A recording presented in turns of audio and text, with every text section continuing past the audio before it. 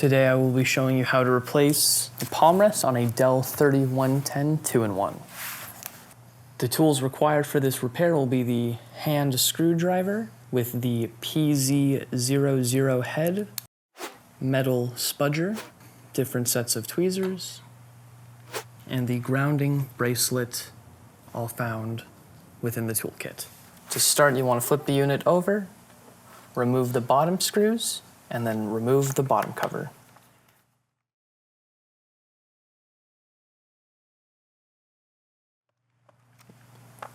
The screws do not come out of the bottom cover, so there is no need to worry about losing them.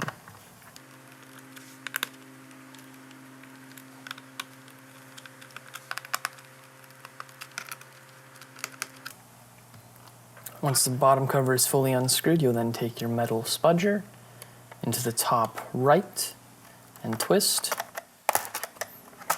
And you'll hear popping sounds as the bottom cover is separated from the unit itself. And it'll just pop right off. Set that to the side.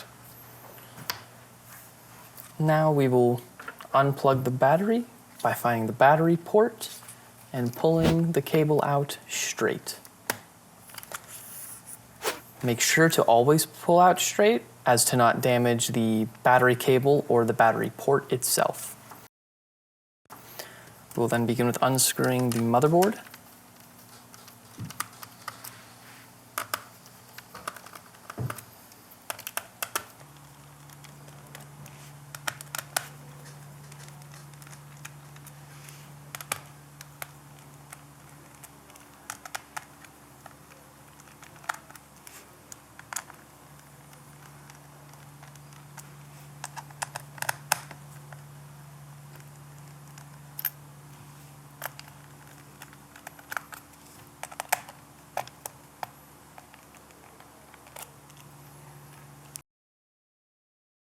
Then here's the Wi-Fi card with the Wi-Fi bracket.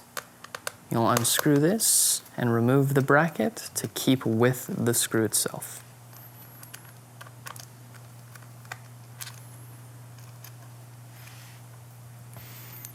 Remove the LCD bracket. And then we will unplug everything from the motherboard. The antennas, the Wi-Fi antennas will pop right off. The camera cable will slide out easily, same with the world-facing camera. The LCD, you can flip up the lock on the port and then pull it out nicely. The speaker cable, you can just pull right out like that. The keyboard, pull down the lock, pull the keyboard cable out itself. Then for the touchpad, flip up on the port and pull it up and out.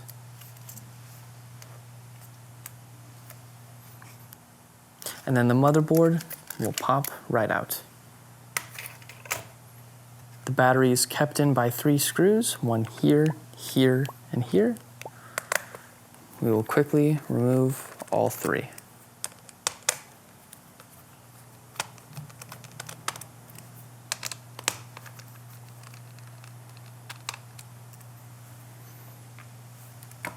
Once those screws are removed, the battery will pop right out. And once the battery is removed, we can then remove the speaker.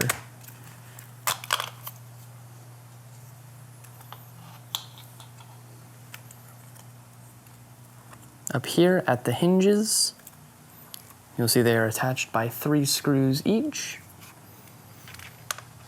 These will then be easily removed.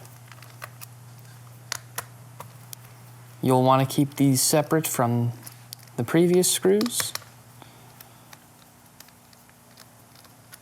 as these screws are shorter and thicker than the screws used to hold in the motherboard.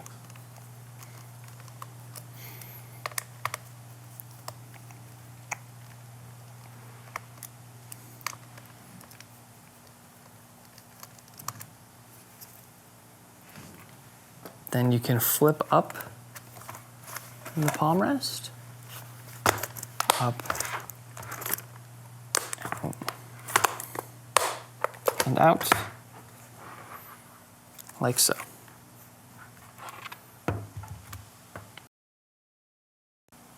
You'll then take your new palm rest, line it up with the hinges,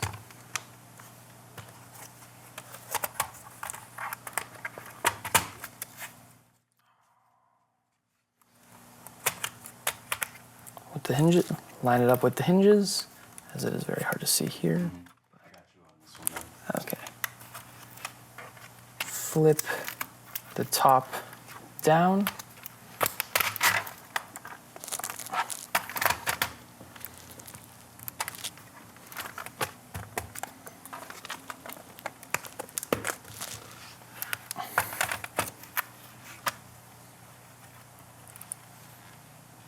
And then we will reattach the screws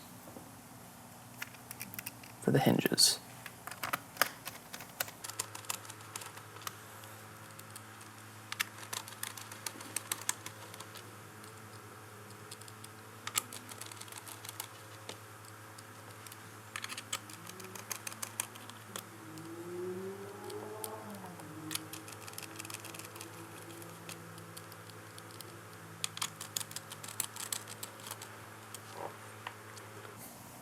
We will then take our motherboard, line it up with the palm rest port, and it'll pop right in.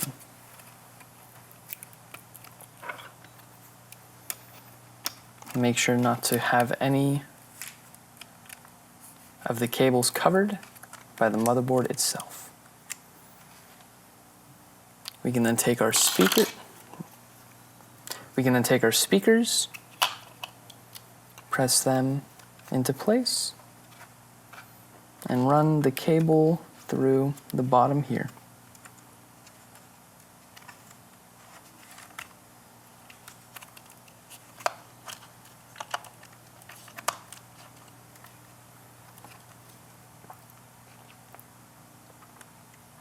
We can then take our battery, and as you can see, there are two prongs here to line up the battery with. Have it in place. We will then take screws for the motherboard and begin re-screwing the motherboard into place.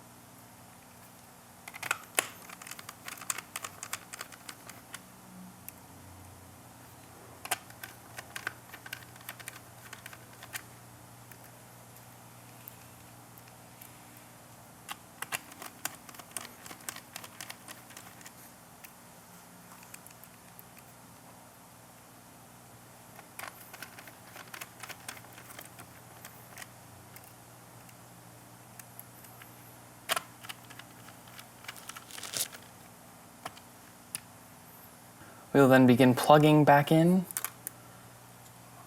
all the cables to the motherboard, starting with the LCD, as so, then taking the LCD bracket, putting it in place,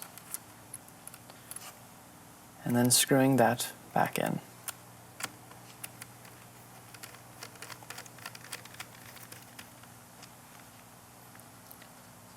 We'll then move over to the Wi-Fi.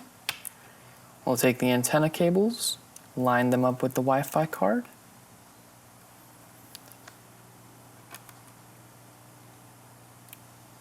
press these into place,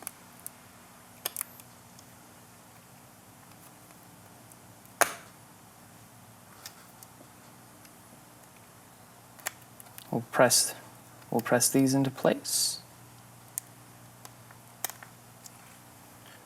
Then take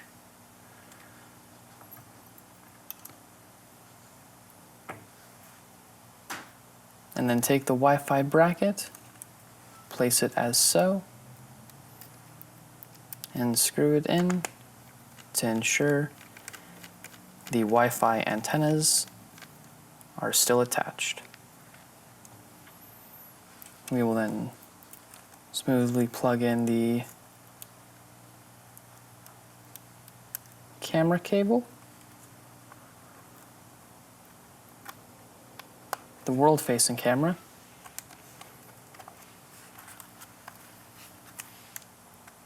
the touchpad,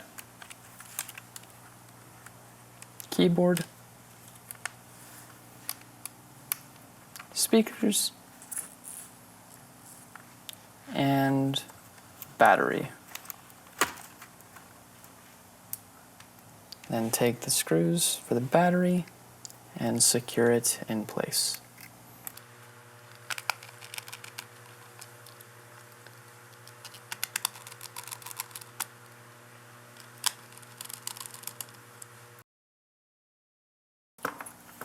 We will then reattach the bottom cover and press it into place.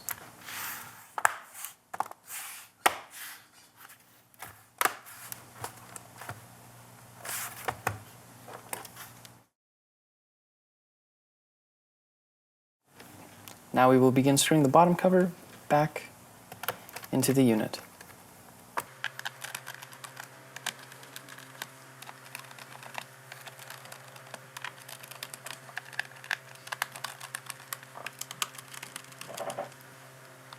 And then to verify our repairs, we will flip the unit over, take a 45-watt charger, plug it in, and as you can see, the light will blink, indicating that the unit is charging and receiving power. We will now open the unit, and it should come on automatically.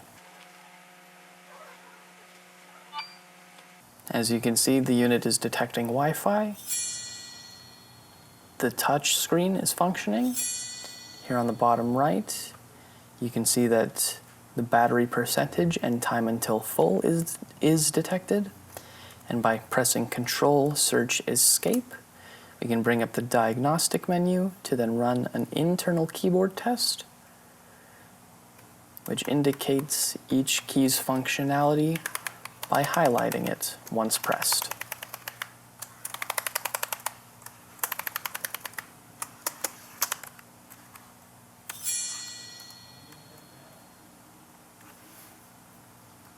And that is it.